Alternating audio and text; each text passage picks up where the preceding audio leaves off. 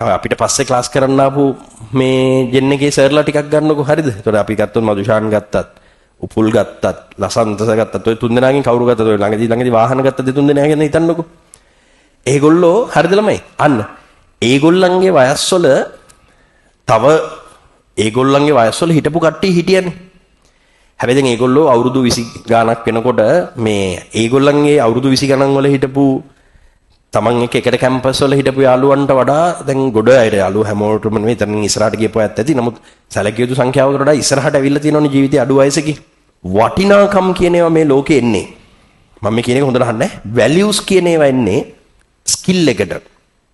හරි. සමහර ස්කිල්ස් වලට නොලෙජ් එක එච්චර ඕනේ නැහැ.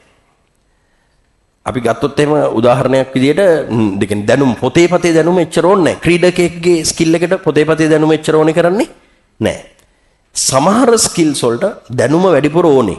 හරි. ඒක කොහොම කරත් ස්කිල් එකක් තමයි හැම වෙලේම වැලියු වෙන්නේ. හරි. මම මේ ඔයාලට කියන්නේ දැන් මම නිකන් සරල උදාහරණ ටිකක් මම කියන්නම් ඔයාලට තේරෙන විදිහට. මම මේ ඊයේ පෙරේද මම නිකන් ඊතද්දි මම කල්පනා කරපු එකක්. දැන් ඔය මේ අපේ මේ ඉන්න අලුතෙන් අපිට පස්සේ ක්ලාස් කරන්න ආපු මේ ජෙන් එකේ සර්ලා ටිකක් ගන්නකො හරිද? ඒතකොට අපි ගත්තොත් මදුෂාන් ගත්තත්, උපුල් ගත්තත්, ලසන්තස ගත්තත් ඔය තුන් දෙනාගෙන් කවුරු ගත්තද? ඔය ළඟදී වාහන ගත්ත දෙතුන් දෙනා ගැන හිතන්නකො.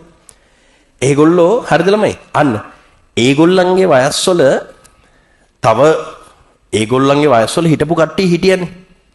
හැබැයි දැන් ඒගොල්ලෝ අවුරුදු 20 ගාණක් වෙනකොට මේ ඒගොල්ලන්ගේ අවුරුදු 20 ගණන් වල හිටපු තමන් එකට කැම්පස් වල හිටපු යාළුවන්ට වඩා දැන් ගොඩ අය යාළුවෝ හැමෝටම නෙවෙයි එතනින් ඉස්සරහට ගියපු අයත් ඇති. නමුත් සැලකිය යුතු සංඛ්‍යාවකට වඩා ඉස්සරහට ඇවිල්ලා තියෙනවනේ ජීවිතේ අඩු වයසකේ.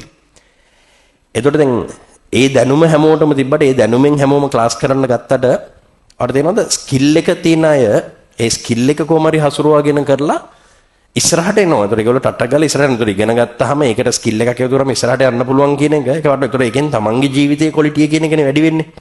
මොකද ඔය මේ ඒ කියන්නේ ඒගොල්ලෝ කරන මදුෂාන් ගත්තත් මුලින් මේ ඔය නිකන් තනියෙන් මේ යාගේ බයිසිකල් වල ඔය හයිකින් ගිහිල්ලා ඔහොමම ගිහිල්ලා ඊට පස්සේ ඔය ලෑන්ඩ් රෝවර් එක ගත්තේ මේ UK වල මදර් කම්පැනි එකේ යාම කස්ටමයිස් කරලා එයාට ඕනේ විදියට ඒ හයිකින් වලට අරවට ඕනේ විදියට කස්ටමයිස් කරලා ඩිෆෙන්ඩ් එක ඉම්පෝට් කරා. ඒතකොට දැන් මං කියන්නේ ඔයාලටත් දැන් ඉගෙනගෙන අපි ඉස්සරහට යනකොට ළමයි ඔයාලට ඕන විදිහට ජීවත් වෙන ක්‍රමයක් ඔයාලට හදාගත්ත හැකිනේ.